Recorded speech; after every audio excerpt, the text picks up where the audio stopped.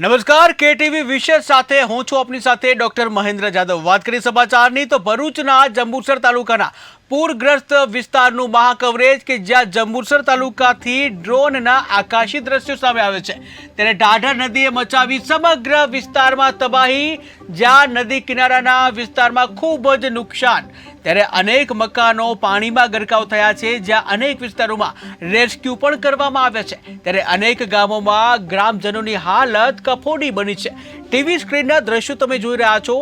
આ દ્રશ્ય છે ભરૂચના જંબુસરના કે જ્યાં ઠેર ઠેર માત્ર પાણી જ દેખાઈ રહ્યું છે, કે જ્યાં ઉલ્લેખનીય છે કે છેલ્લા 4-5 દિવસમાં જે ધોધમાર વરસાદ પડ્યો હતો અને તેને લઈને ઠેર ઠેર પાણી ભરાઈ ગયા હતા, ત્યારે જંબુસર તાલુકાના આ દ્રશ્યો સામે આવી રહ્યા છે, જ્યાં પૂરગ્રસ્ત વિસ્તારનું મહાકવરેજ કે જ્યાં જંબુસર તાલુકાથી ડ્રોનના આકાશી દ્રશ્યો તમે જોઈ રહ્યા છો।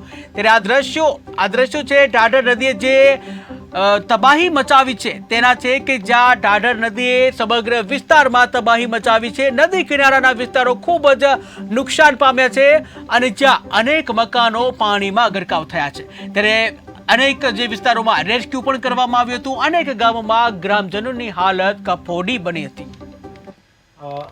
આપણે જાણીએ છીએ તેમ હમણાં જે વરસાદની થોડા દિવસની સ્થિતિ થઈ એ પ્રમાણે ઢાઢર નદીમાં હાલ પાણીનું લેવલ 102થી પણ વધ્યું છે, જે અમારું વોર્નિંગથી પણ ક્યાંય આગળ છે। હવે ખરેખર જે વિશ્વામિત્રી રિવરનું પાણી હોય એ ધીમે ધીમે ઢાઢરથી નીકળે છે છેલ્લે જતાં, એટલે આખો વિસ્તાર આજે લગભગ અમારા 7-8 ગામો તો ઇફેક્ટ થયા છે।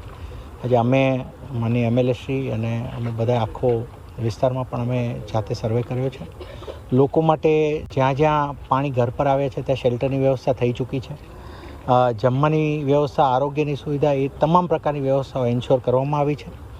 અને ખાસ કરીને અમે એવો એપ્રોચ રાખ્યો છે કે ગામમાં જો આજુબાજુ પાણી હોય પણ ગામમાં સેફટી હોય તો કોઈ પણ જાતનું સ્થળાંતર ત્યાંથી કરવાની બદલે ત્યાં ને ત્યાં ઇન સિટુ ગામમાં જ થાય, અને એ પ્રકારની વ્યવસ્થાના રૂપે આ 2 દિવસથી બીજું કોઈ હાલ સુધી કોઈ તકલીફ બીજી જોવા નથી મળી, અને અમે વેઇટ કરી રહ્યા છીએ કે નદીનું થોડું પાણી લેવલ નીચે જાય તો પછી એના ઓર વધારે આગળની કાર્યવાહી થઈ શકે। આપણે